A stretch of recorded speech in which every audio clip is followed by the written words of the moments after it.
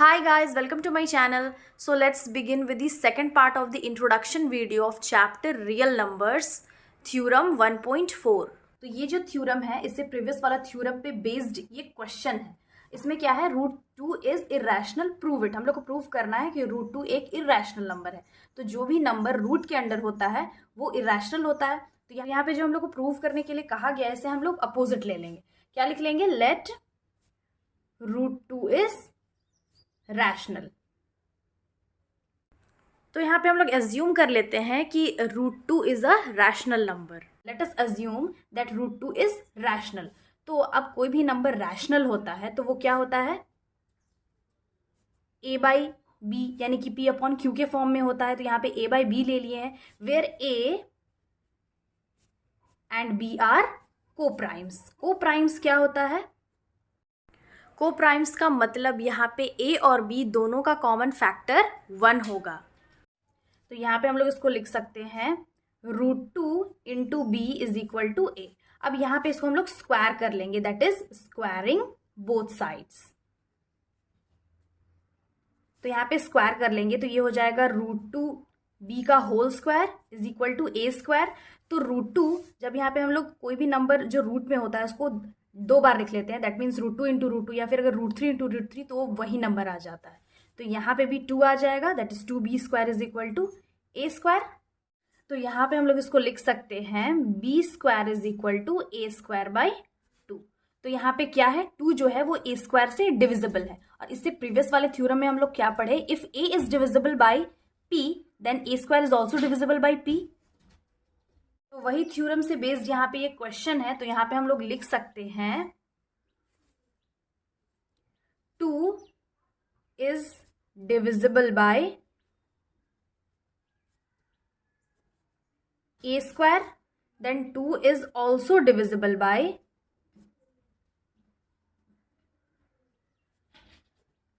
a। तो यहां पे इसको हम इक्वेशन नंबर 1 ले लेते हैं। अब let's C be an integer.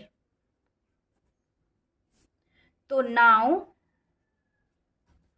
अगर हम a is equal to 2c लिख सकते हैं, बिकॉज अगर 2 जो है a से डिविजिबल है तो अगर 2 के साथ कोई भी इंटीजर को हम लोग मल्टीप्लाई करेंगे तो वो भी a से डिविजिबल होगा। तो यहाँ पे a is equal to 2c है, उसको भी हम लोग स्क्वायर कर लेंगे, स्क्वायरिंग बोथ साइड्स। तो ये हो जाएगा a square is equal to 2c का होल स्क्वायर। तो यहाँ पे a square is equal to 2 2 4, ये 4c स्क्वायर आ जाएगा। तो फाइनली अब यहाँ पे क्या आ गया, a square is equal to 4 square. तो इससे पहले हम लोग a स्क्वायर का क्या वैल्यू निकाले थे, a is equal to 2b square. तो अगर a स्क्वायर का वैल्यू हम यहाँ पुट कर देंगे तो लिख लेंगे putting the value of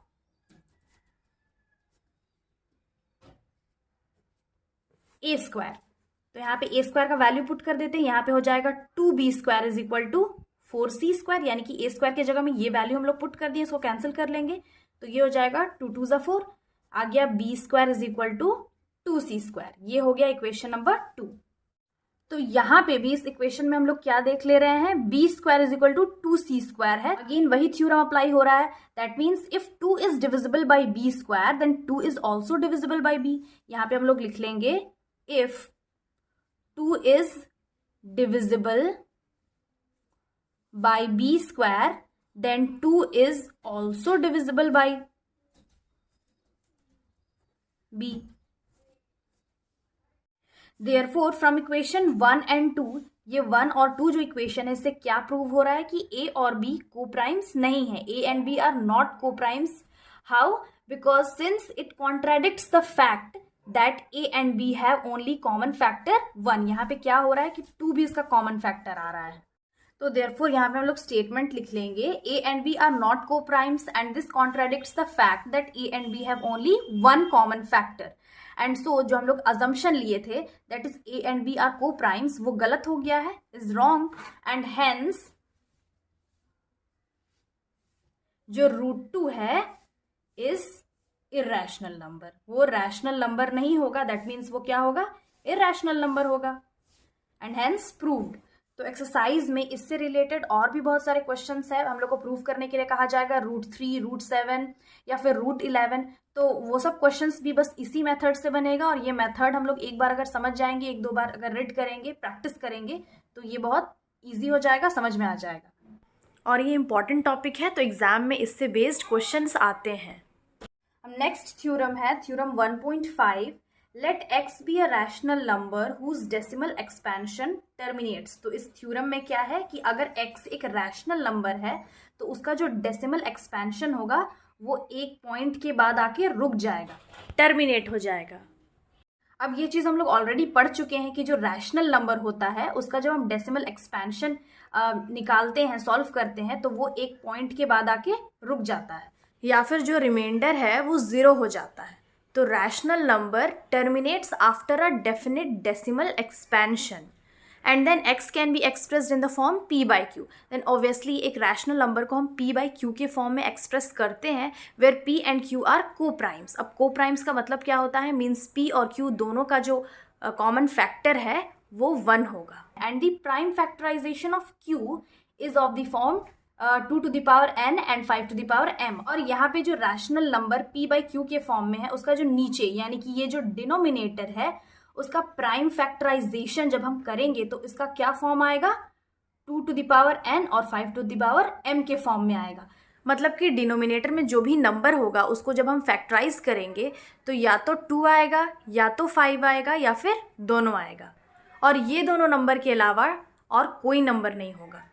where m and n are non negative integers, और जो पावर है n और m वो नॉन नेगेटिव इंटीजर होगा। सिंपली अगर हम एग्जाम्पल के थ्रू समझेंगे तो ये थ्योरम है वो बहुत ईजिली समझ में आ जाएगा। तो यहाँ पे ये जो नंबर है ये p बाई क्यू के फॉर्म में है, और यहाँ पे जो डिनोमिनेटर है वो है 8। तो 8 का अगर हम प्राइम फैक्टराइजेशन करेंगे तो क्या होगा, 2 4 ज़ा 8, 2 2 ज़ा 4 एंड 2 1 ज़ा 2। तो यहाँ पे हम लिख सकते हैं 3 डिवाइडेड बाई 2 इंटू 2 इंटू 2। तो इसको हम ऐसे भी लिख सकते हैं 3 बाई 2 to the power 3। तो यहाँ पे जो n है that is 2 to the power n, तो यहाँ पे n का वैल्यू क्या आ गया है, 3 आ गया है। दैट मीन्स n जो है वो ये पावर है। तो सिंपली इस थ्योरम में क्या है, अगर x को ये एक रैशनल नंबर है उसको अगर हम एक्सप्रेस करते हैं, ऑब्वियसली अगर रैशनल नंबर को हम लोग p बाई क्यू के फॉर्म में एक्सप्रेस करते हैं तो इसका जो q का प्राइम फैक्टराइजेशन जब हम करेंगे तो डिनोमिनेटर में या तो 2 आएगा या तो 5 आएगा या फिर 2 आएगा। तो यहाँ पे वही चीज़ है, q is in the form 2 to the power n and 5 to the power m, और जबकि n और m जो होगा वो एक नॉन नेगेटिव इंटीजर होगा। तो यहाँ पे जो हम एग्जाम्पल लिए हैं 3 बाई 8, इसको अगर हम प्राइम फैक्टराइज करेंगे तो नीचे क्या आ रहा है, 2 to the power 3। इसका जो डेसिमल एक्सपेंशन है वो टर्मिनेट होगा, दैट मीन्स रिमाइंडर जो है वो 0 आएगा। तो इस थ्योरम से बेस्ड बहुत सारे क्वेश्चंस है एक्सरसाइज में जिसको हम नेक्स्ट वीडियो में सॉल्व करेंगे।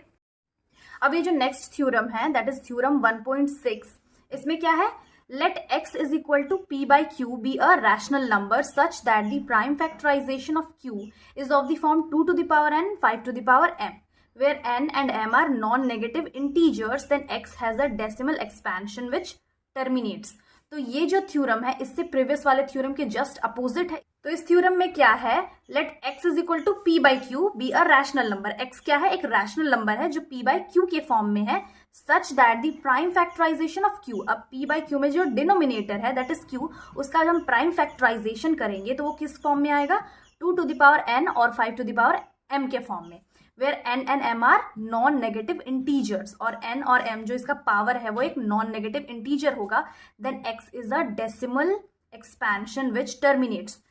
तो देन x वो जो हम लोग रैशनल नंबर लिए उसका डेसिमल एक्सपेंशन टर्मिनेट होगा, दैट इज जो रिमाइंडर है वो 0 आएगा।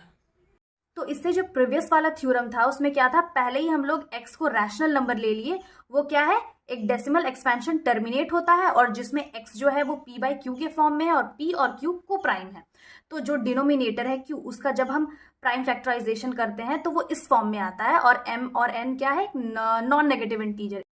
बट इस थ्योरम में क्या है, यहाँ पहले ही बता दिया गया है कि जो डिनोमिनेटर है q उसका प्राइम फैक्टराइजेशन करने पे अगर वो 2 to the power n और 5 to the power m के फॉर्म में आता है तो उसका जो डेसिमल एक्सपेंशन होगा वो टर्मिनेट होगा, दैट मीन्स जो रिमाइंडर है वो 0 आएगा। अगेन इसका जो नेक्स्ट थ्योरम है दैट इज थ्योरम 1.7. इसमें क्या है, let x is equal to p by q where p and q are coprimes be a rational number such that the prime factorisation of q is not of the form 2 to the power n and 5 to the power m. Where n and m are non-negative integers, then x is a decimal expansion which is non-terminating, repeating. तो इस theorem में क्या है कि अगर कोई भी rational number p by Q के फॉर्म में है, दोनों को प्राइम है, such that the prime factorisation of q, अब इसका जो डिनोमिनेटर है दैट इज q, अगर उसका हम प्राइम फैक्टराइजेशन करेंगे और वो 2 to the power n और 5 to the power m के फॉर्म में नहीं होगा, दैट मीन्स अगर नीचे क्या है p by q denominator, factorise करने पे 2 और 5 के अलावा भी कोई नंबर आ रहा है दैट इज 7, 11 या फिर कोई और number. So unlike the previous theorems जो हम पढ़े उसमें क्या डिनोमिनेटर में 2 और 5 आ रहा था, बट इसमें 2 और 5 के अलावा भी कोई नंबर आ रहा है, तो जब इसका हम डेसिमल एक्सपेंशन करेंगे तो वो ना टर्मिनेट होगा ना ही रिपीट होगा. देन फिर क्या होगा, जब हम डिवाइड करेंगे तो रिमाइंडर जो है वो 0 नहीं आएगा. फॉर एग्जाम्पल अगर जैसे हम डिवाइड करते हैं 10 डिवाइडेड बाई 3, तो इसमें क्या आता है, इसमें आता है 3.3333333 आता जाता है, मतलब ये रिपीट होता जा रहा है बट एंड नहीं हो रहा है. तो according to this theorem x कोई रैशनल नंबर है और जो p बाई क्यू के फॉर्म में है, बट जो इसका डिनोमिनेटर है उसमें 2 और 5 के अलावा भी कोई नंबर आता है. इसका जो डिनोमिनेटर है उसको फैक्टराइज करने पे सिर्फ 2 और 5 नहीं आ रहा है, 2 और 5 के अलावा भी नंबर आ रहा है. देन उसको जब हम डिवाइड करेंगे तो उसका जो डेसिमल एक्सपेंशन होगा वो नॉन टर्मिनेटिंग रिपीटिंग होगा. रिमाइंडर है वो 0 नहीं आएगा, रिपीट होता जाएगा. इस थ्योरम से भी बेस्ड हम लोग क्वेश्चन सॉल्व करेंगे एक्सरसाइज में. So these were the important theorems of this chapter. अगर हम एग्जाम्पल्स के थ्रू समझेंगे तो ये जो थ्योरम है सब अच्छे से क्लियर हो जाएगा. सो आई होप ये इंट्रोडक्शन समझ में आ गया होगा. Again I will be back with the next video solving the exercises of this chapter. Till then have a nice day. Thanks for watching.